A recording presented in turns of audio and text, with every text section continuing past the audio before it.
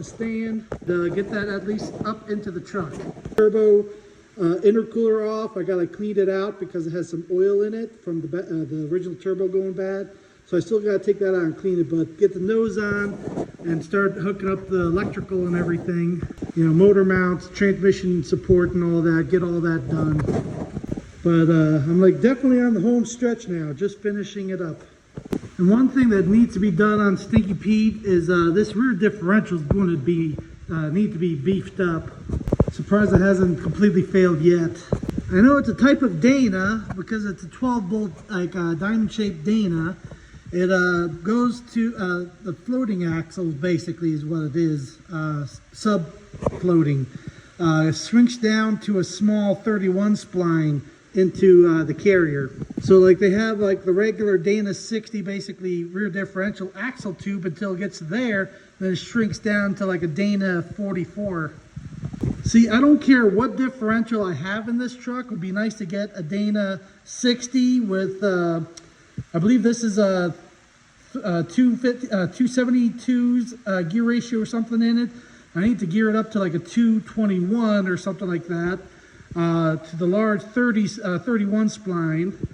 Basically, I just want to do a 1-ton rear, but still keep it the 5 lug. Yeah, I don't care if it's disc brakes in the rear or drums, whatever, but I would like to get a differential custom made for this truck. You know, it has the large center hole here and the 5 lug. I believe it's a 5x5. So I know there's companies out there like my dad used to deal with that used to build custom differentials like for dragsters and stuff like that. So I got to see what they can do. I just need to give them the shock mounts are on the leaf springs themselves. So as long as they have the leaf spring pedestals welded in the right spot on the axle tube and roughly the same width across, that's all I care about, you know. So that's one thing I would like to do.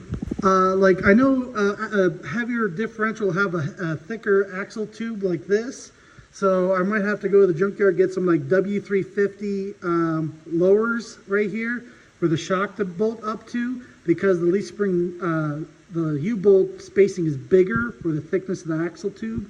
So that I can manage if it was a bigger axle tube all the way through. But that's definitely a project for later on. And like I was saying before, like I would like to do that and also redo the whole front end. So like I was saying before, all new ball joints, bushings, tie rod ends, the whole 9 yards, steering box. And get this whole front end nice and tight again. So going down the highway at like, let's just say 75 or 80, it doesn't have like a little bit of a shimmy or shake to it like it does right now. I know a little bit of the shaking is because those rear rims are a little bent. So I need to see about getting some new steel rims so they're not bent.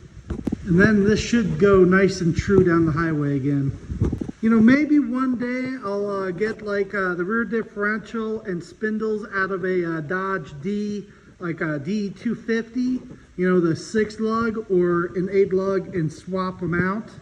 Because it's only the spindle that's different, you know, so you have different brake rotors and brake calipers because of 16-inch rims.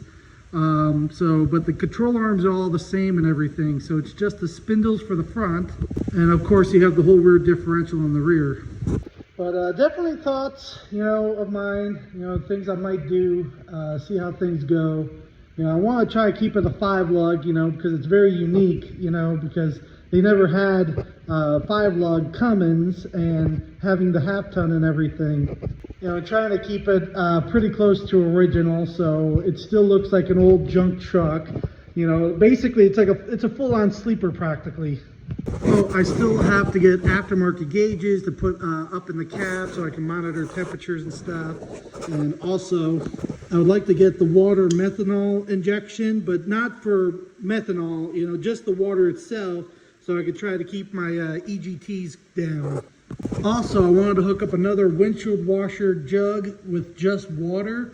So at a push of a button, it doesn't just supply water to the injection system in the intake for EGTs. It will also have 2 sprayer nozzles spraying water on the turbo cooler and radiator to help keep it all cool during those burnout competitions and stuff. And so a lot of you already know about the flamethrower exhaust system. So something I wanted to do was hook up other nozzles and igniters somewhere like either behind the wheel or in front. So what it can do is not just ignite the tire smoke to have a burning flaming burnout. Also, it would be cool to leave a trail of like burning gasoline. So it's like Back to the Future when it takes off and leaves the strip, you know, of where the wheels were. Definitely lots of ideas. It just depends on what I have money for, what I get time to do. I never expected this truck to be TikTok famous. Which that sticker I put on the window like 6 years ago just for fun, you know. I was just joking around. That was back when I only had like maybe like 7,000 followers on TikTok and stuff, and I put that on there just for fun.